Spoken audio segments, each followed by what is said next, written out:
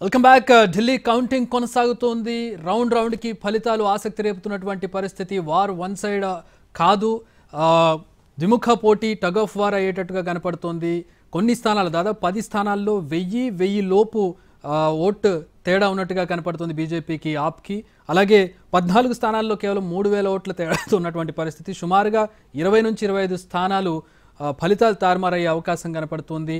ప్రతి 10-15 నిమిషాలకి ఆప్ లీడ్ స్థానాలు పెరుగుతూ ఉండడం, బీజేపీ తగ్గుతూ ఉండడం, మరికొద్దిసేపట్లో బీజేపీకి పెరుగుతూ ఉండడం, ఆప్కి తగ్గుతూ ఉండడం. 10 అంతలోపు స్థానాలకు వచ్చినటువంటి పరిస్థితుల్లో కూడా ప్రస్తుతం గెలుపు ఎవరి ఖాతాలోకి వెళుతుంది అనేది ప్రస్తుతం ఉత్కంఠ రేపుతున్నటువంటి పరిస్థితుల్లో ప్రస్తుతం మనం చూస్తున్నాం. యాజ్ ఆఫ్ నౌ ట్రెండ్ చూసినట్లయితే 42 స్థానాల్లో బీజేపీ లీడ్లో కొనసాగుతుంది. 28 స్థానాల్లో ఆప్ లీడ్లో కొనసాగుతున్నటువంటి పరిస్థితిని ప్రస్తుతం మనం చూస్తాం. ఏదేమైనా కూడా మొదటి నుంచి కూడా బీజేపీ తన ఆధిపత్యాన్ని కొనసాగిస్తున్నటువంటి పరిస్థితిని మనం చూస్తున్నాం. ఒక నెంబర్ అటు ఇటు తేడా అవుతున్నటువంటి పరిస్థితిని చూస్తున్నాం. రైట్, ప్రముఖ విశ్లేషకులు నాగేశ్వర్ గారు జాయిన్ అవుతూ ఉన్నారు దీని మీద విశ్లేషించడానికి. నాగేశ్వర్ గారు, వెల్కమ్ సార్.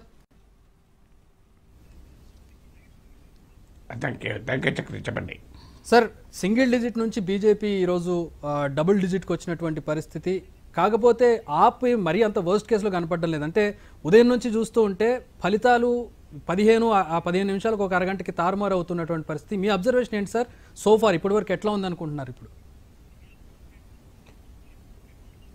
అంటే ఒకటి ఫస్ట్ అబ్జర్వేషన్, ఈ కౌంటింగ్ ప్రాసెస్ మొదలైనప్పటి నుంచి చాలా వోలటైల్గా, అంటే స్టాక్ మార్కెట్ తరహాలో అటు ఇటు జరుగుతున్నాయి.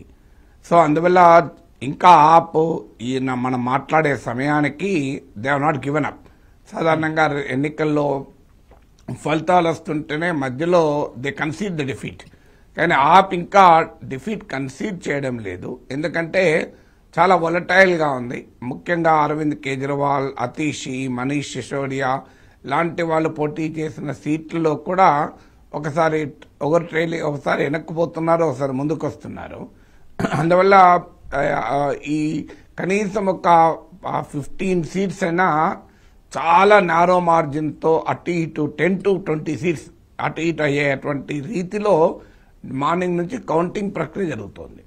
కానీ ఈ వొలటాలిటీలో ఒక కన్సిస్టెన్సీ అయితే కనబడుతుంది. అంటే వొలటాలిటీ ఉన్న మాట నిజం, కానీ అదే వొలటాలిటీలో ఉన్న కన్సిస్టెన్సీ అంటే ఇది బహుశా ఫైనల్ రిజల్ట్ వచ్చేంత వరకు కూడా మారని కన్సిస్టెన్సీ ఏంటంటే ఆమ్ ఆద్మీ పార్టీ చరిత్రలో 2015లో 2020లో సాధించిన విజయంతో పోలిస్తే బాగా దెబ్బతినబోతోంది. ఇందులో ఎవరికీ డిస్ప్యూట్ లేదు, బహుశా ఆప్ కూడా డిస్ప్యూట్ ఉండదు. 2015లో 67 సీట్స్ గెలుచుకున్నారు, 2020లో 62 సీట్స్ గెలుచుకున్నారు. ఈసారి క్లియర్గా భారీగా తగ్గుతున్నాయి. దానికి ఉదాహరణ ఏంటంటే కేజ్రీవాల్, అతీషి, మనీష్ సిసోడియా లాంటి వాళ్ళు కూడా గెలవడానికి స్ట్రగుల్ అవుతున్నారంటే ఢిల్లీ ప్రజలు ఆమ్ ఆద్మీ పార్టీ పట్ల ఎంతటి వ్యతిరేకత వ్యక్తం చేశారో స్పష్టంగా అర్థమవుతుంది. ఇక మూడవ అబ్జర్వేషన్, భారతీయ జనతా పార్టీ 50 దాటుతుంది, 60 దాటుతుంది అనేటువంటి అభిప్రాయంతో ఉన్నారు. ఇప్పుడు పీపుల్స్ పల్స్ లాంటి సంస్థలు 51 to 60 సీట్స్ వస్తాయి అని కూడా ఇచ్చారు. హైయెస్ట్గా పోల్స్టర్స్ ఇచ్చింది 60 వరకు ఇచ్చారు. కానీ ఆ వాతావరణం అయితే కనబడతలేదు. ఆప్ ఓడిపోయినా కూడా ఒకవేళ it has given a very big fight. ఏదో కంప్లీట్గా డెసిమేషన్, ఆంధ్రప్రదేశ్లో వైఎస్ఆర్ కాంగ్రెస్ ఓడిపోయిన రీతిలో ఓడిపోకపోవచ్చు. సీట్లు ఎన్ని కోల్పోయినా ఓటు మార్జిన్ మాత్రం చాలా మైన్యూట్ డిఫరెన్సెస్తో, అంటే భారీగా వార్ వన్ సైడ్ కాదు అనేది మాత్రం నిజంగా కరెక్ట్. వార్లో ఎవరైనా గెలవచ్చు, ఎవరైనా ఓడచ్చు. ఆమ్ ఆద్మీ పార్టీ ఓడినా వార్ వన్ సైడ్ అయితే కాదు.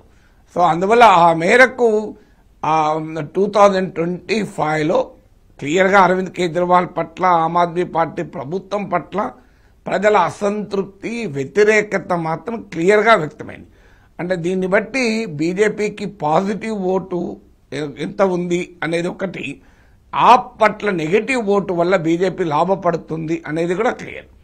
ఇక దీంతో పాటు ఇతర అనేక ఫ్యాక్టర్స్, అంటే కాంగ్రెస్ ఫ్యాక్టరు, ఎంఐఎం ఫ్యాక్టరు, ఇలా పొలిటికల్ ఫ్యాక్టర్స్ కూడా ఇందులో కీలకమైన పాత్ర పోషిస్తాయి.